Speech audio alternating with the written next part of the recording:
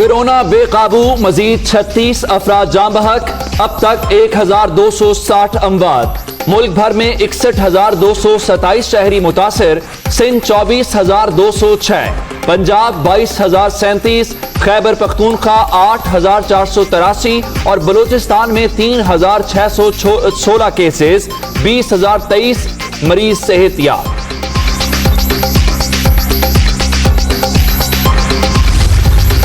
पंजाब हुकूमत का हफ्ते में 4 दिन मार्केट, शॉपिंग मॉल्स और बाजार खोलने पर गौर।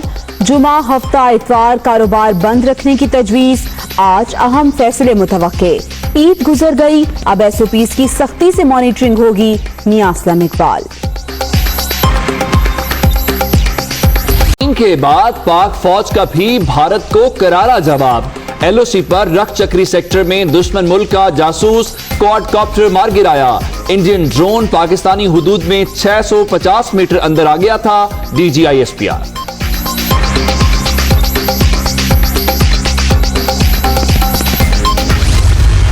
लद्दाख पर चीन के हाथों हजीमत के बाद मोदी को कोविड पॉलिसी पर भी नाकामी का सामना। सख्त लॉकडाउन के बावजूद भारत में कोरोना केसेस और अमवात ज्यादा। पाबंदियों के अलावा दीगर अवामिल को नजरअंदाज किया गया। गरीबों को भूख और अफलास से मार दिया गया। न्यूयॉर्क टाइम्स ने मोदी की नालायकी और चालाकियों का पोल खोल दिया।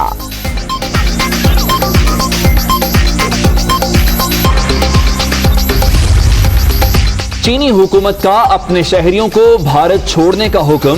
वापसी के लिए खुसूसी परवाजों का आगाज 2 जून से होगा। कोरोना से मुतासरा अफराद को सफर की इजाजत नहीं होगी।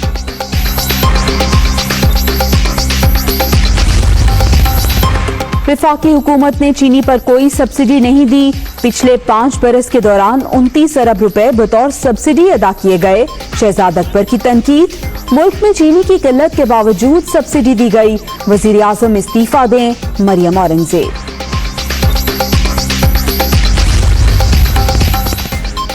हुकूमती तर्जुमान 2017-18 के आदादो शुमार तस्लीम करें। शहजाद अकबर की प्रेस कॉन्फ्रेंस पर जहांगीर तरीन का रद्द-ए-अमल। इमरान खान की 12 अक्टूबर 2017 की पोस्ट भी रीट्वीट कर दी। 28 मई 1998 को मुल्क की दिफा नाकाबिले तस्खीर। दुश्मन का गुरूर भी खाक। पाकिस्तान को एटमी कुव्वत बने 22 साल हो गए। यौम तकबीर पर पूरी कौम का जोश व जज्बा काबिले दी।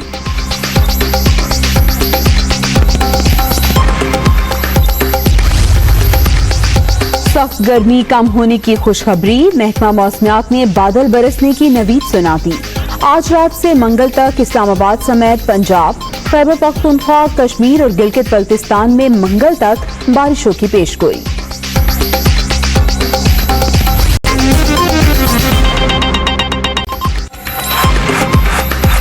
अस्सलामुअलैकुम, आप देख रहे हैं दुनिया न्यूज और मैं हूं उमर दराज गोंदल। मैं हूं जवेरिया जैद। हेडलाइंस आपने जानी, हाजिर होंगे इस ब्रेक के बाद।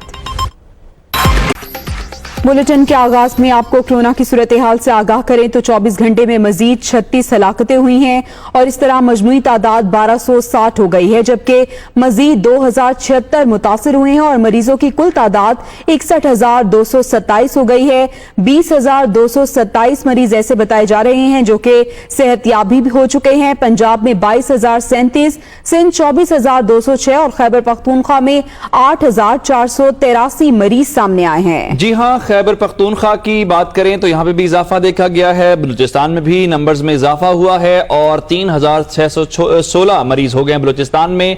गिलगित बल्तिस्तान की बात करें तो 651, इस्लामाबाद में 2015 और आजाद कश्मीर में 219 केसेस रिपोर्ट हुए हैं। गुज़श्ता 24 घंटों में मजीद 36 अफराद जान की बाजी हार गए हैं। पाकिस्तान में मजमूई तौर पर हलाकतों की तादाद 1260 हो गई है, जबकि मजीद जो मरीजों में इजाफा हुआ है तो 2076 नए मरीज सामने आने के बाद पाकिस्तान में मरीजों की तादाद 61,227 हो गई है। 20,227 ऐसे अफराद हैं जिन्होंने इस वायरस को शिकस्त दी है और वो अब मुकम्मल तौर पर सेहतयाब हैं। पंजाब में 22,037, जबकि सबसे ज्यादा सिंध में 24,206 मरीज हैं। खैबर पख्तूनख्वा में 8,483 मरीज हैं। बलूचिस्तान में 3,616, गिलगित बल्तिस्तान में 651, इस्लामाबाद में 2,015 और आजाद कश्मीर में 219 केसेस अब तक रिपोर्ट हो चुके हैं।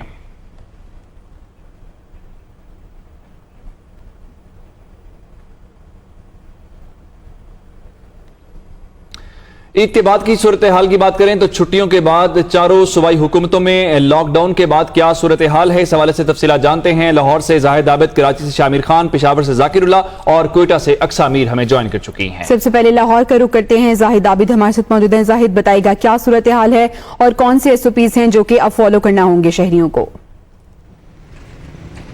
जी बिल्कुल, इस वक्त हुकूमत पंजाब की जानब से ईद उल फितर से पहले जो शेड्यूल जारी किया गया था लॉकडाउन का, उस पर अमल दरामद जारी है और 31 मई तक का ये शेड्यूल था। ताहम ईद की वजह से इसमें चंद रिलीफ दिए गए थे जो कि अब ख़त्म कर दिए गए हैं। दोबारा वही पहले वाले शेड्यूल पर अमल दरामद शुरू हो चुका है, जिसके तहत शायद ज़रूरी के ग्रासरी स्टोर, किराना स्टोर, जनरल स्टोर जो हैं वो सुबह 9 से 5 बजे तक फ़िलहाल खुलेंगे और तमाम जो दीगर मेडिकल स्टोर, सब्ज़ी और फल की दुकानें हैं वो भी खुलेंगी। ताहम इस सिलसिले में अब मज़ीद मुशावरत जारी है और आज पंजाब की काबीना कमेटी बराए कोरोना का इजलास मुतवक्को है, जिसमें आइंदा के शेड्यूल का ऐलान किया जाएगा। हमारे ज़राए के मुताबिक ये तजवीज़ ज़ेर बहस है कि इस वक्त चूँकि मौसम बहुत शदीद हो चुका है, दोपहर के वक्त किसी भी किस्म की शॉपिंग तकरीबन नामुमकिन हो चुकी है, तो इसलिए जो टाइम है वो 5 बजे से 7 बजे तक कर दिया जाए। ताहम इस पर अभी हतमी फैसला होना बाकी है। इस तरह बेकरीज़ का टाइम भी बढ़ाने की तजवीज़ ज़ेर गौर है, लेकिन इसका हतमी फैसला जो है काबीना कमेटी करेगी, जिसका इजलास आज मुतवक्को है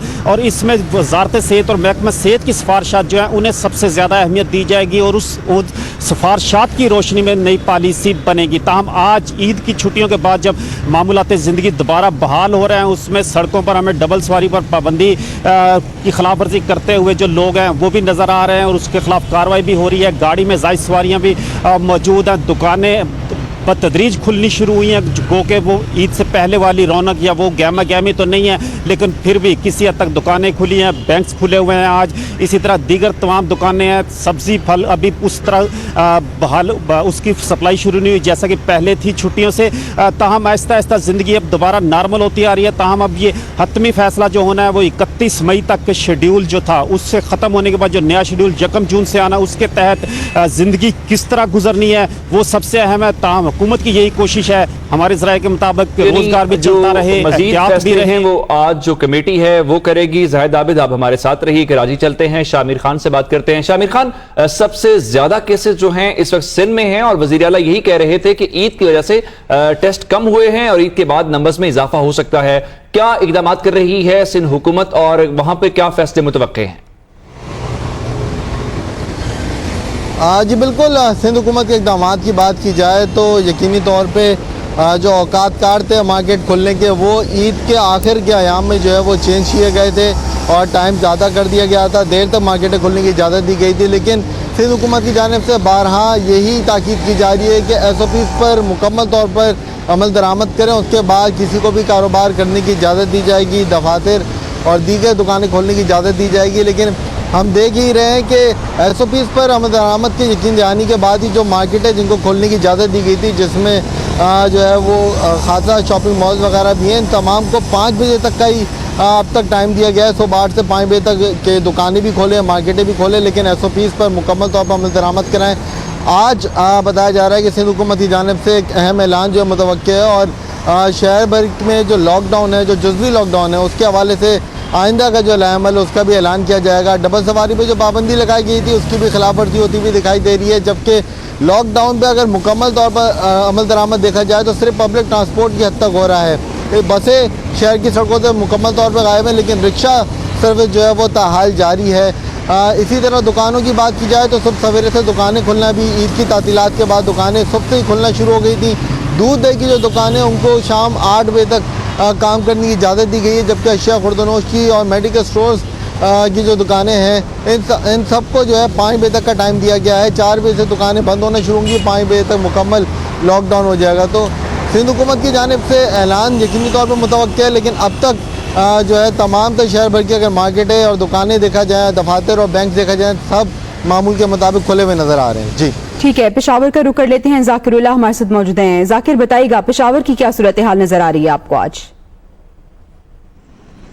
जी बिल्कुल, पेशावर में सूरत हाल ये है कि यहाँ पे जो ईद से कबल लॉकडाउन में नरमी लाई गई थी, तो आज भी वही सूरत हाल ईद के बाद भी नज़र आ रही है। यहाँ पे जो SOPs इनके लिए जारी किए गए थे कि दुकानदार जो है वो सैनिटाइज़र का इस्तेमाल भी करेगा, ग्लव्स का इस्तेमाल भी करेगा और मास्क का इस्तेमाल भी करेगा, उस पर अमल दरामद नज़र नहीं आ रहा। दफ़ा 144 यहाँ पे नाफिज कर दिया गया था कि यहाँ पे बाज़ार में 5 अफराद से ज़ायद लोग जो है वो जमा नहीं होंगे। दुकान के सामने जो है जो गाय आते हैं तो वो भी 5 अफराद से ज़ायद जमा नहीं किए जाएंगे, लेकिन उसकी खिलाफ वर्जी मुकम्मल तौर पे की जा रही है।